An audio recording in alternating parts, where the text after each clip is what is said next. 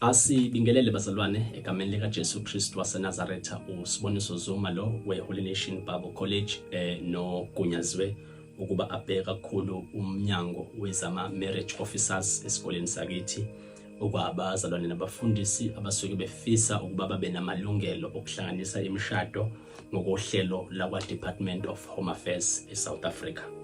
Ikhona ke bazalwane shortly information engifisa ukuba sibuke kakhulukazi kuma developments asebekhona kwezemthetho elawula imishado nokuhlanganiswa kwemishado. Ngisusela kwi decision recent ye Constitutional Court la inkantolo yase South Africa ephakeme ibibuka khona indaba yamafa kwezemshado, icase ngicabanga ukuthi idume ngegama lika VCC versus JRM. Mhlawumbe ngidlule ekutheni ngokujwayelekile eSouth Africa kunama marriage regimes amathathu noma kudume kakhulu amabili noma imithetho elawula ezamafa nempahla yalabo abasuke beshadile. Abantu abaningi bayazi kunomshado obizwa kuthiwa in community of property, owaziwa ukuthi umshado ohlanganisa amafa, bese uba khona nomshado obizwa kuthiwa out of community of property, ukuthi umshado owahlukanisayo amafa.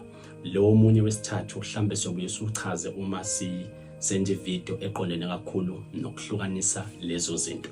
Normally ke bazwana into ebiyayenzeke ukuthi uma laba ababili abashadayo beza kwi marriage officer bezoshada bengenayo incwadi esayina kummeli ebizwa kuthiwa i-antenuptial contract noma i-prenup, incwadi ethi uma sishada sihlose ukuthi umshado wethu uwahlukanisa amafa. Uma ke befika kumfundisi noma kwi marriage officer without first having signed that contract, umshado wabo automatically uba in community of property, ngamanye amazwi uba umshado owahlanganisa wamafa othi okwami okwakho nokwakho okwami.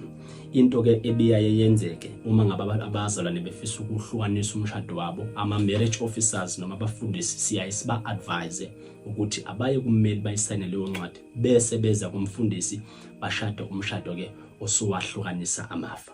Normally because siyindlu emnyama yonke leyo process biyaye yenzeke after sezenziwe ezinye izigaba, kakhulukazi isigaba sokulobola na yonke imicimbi ebakhona before kube khona umshado wasesontweni noma umshado omhlophe. That's how things have been done in the past years ngokujwayelekile. However, in the recent case engirefer kuyo, lokho ngifisa ukuveza ukuthi sekunobungozi because inkantolo inqoma ukuthi uma ngabe abashadayo noma abashadile beqale ngokwenza umshado wesintu noma balobolana nje, ukulobola nje kwayokuthunyelwa abakhongi bayovela without first having signed the antenuptial contract, loyo mshado wabo automatically usuku usuvalid, usuku usukhona. Uma kwathunyelwa abakhongi wavunyelana kwathunyelwa amalobolo noma ngathiwa anikalunqumo usuku lomshado noma ngathiwa anikayi phambi kwamfundisi, nifana in the face of the law nabantu asebeshadile nomshado wabo or in community of property. Ngamanye amazwi ke noma seningaya kummeli after that niyoyisayina i-antenuptial contract, leyo contract ethi nihlukanisa amafa isuke isifana ne-contract invalid because automatically amafa enu asuke esehlangene.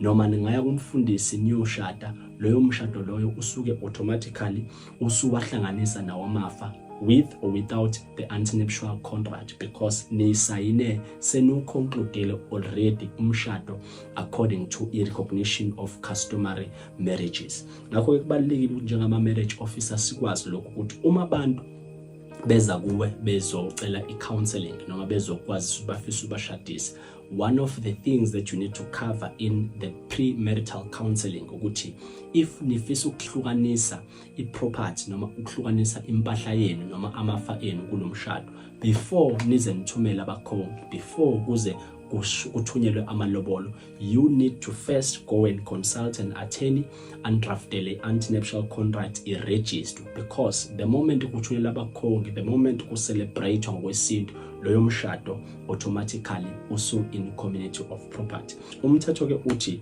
awusakwazi ukuthi uma usushada umshado wesintu bese uyokwenza leyo ncwadi ngaphandle uma uzokwenza iprocess noma iapplication yasenkantolo, uyoyitshela inkantolo ukuthi sasishada umshado wesintu, siyafisa manje ukwahlukanisa amafa. Inkantolo kube yiyona ezo approve ukuthi you can now go and sign a prenuptial contract. Ngamanye amazwi uma nifisa ukwahlukanisa amafa niqala niconsult inkantolo izonotify ama-debtors wenu noma ama-creditors wenu bonke abantu enibakweletayo. Only then you can sign a valid anti-nuptial contract. So ke ngibona ukuthi kubalekile njengama marriage officers nabafundisi ukuthi siyazi le information ukuze one sizokwazi ukuthi kuma premarital counseling wethu sibaluleka abantu ngeinformation eyiyo. Number 2, nathi siqinisekise ukuthi imishado esishadisayo is valid and ihambiselana nokwemthetho wase South Africa. Singashadisa umshado sicabanga ukuthi out of community of property kanti it is in first in community of property. Futhi singalenzi iphutha lokushadisa umuntu nomunye umuntu kanti asazi ukuthi kunomunye umshado awenza, because even if umuntu wamlobola kuphela nangashada kwase kuyahlukana, uma usuthola omunye usuyamshada loyaya owalotsholwa washiwa kanjalo unelungelo lokuyomisa umshado enkantolo or ukuyosho ukuthi akakwazi ukushada lo because he or she was once married or is in fact married to me according to ama customary marriages. Iloko ebengifisa ukudlulisa kafishane bazalwane, mhlamba ngikumemezela ukuthi uma bekhona abanesifiso sokuthi bawathola amagunya okushadisa, we offer that services eHoly Nation Bible College. Ungaxhumana nathi kwinumber esizoyishiya ngezansi sikutshela ama details esizowadinga nokuthi sizokulekelela kanjani ukuba uthole leyo designation. God bless you.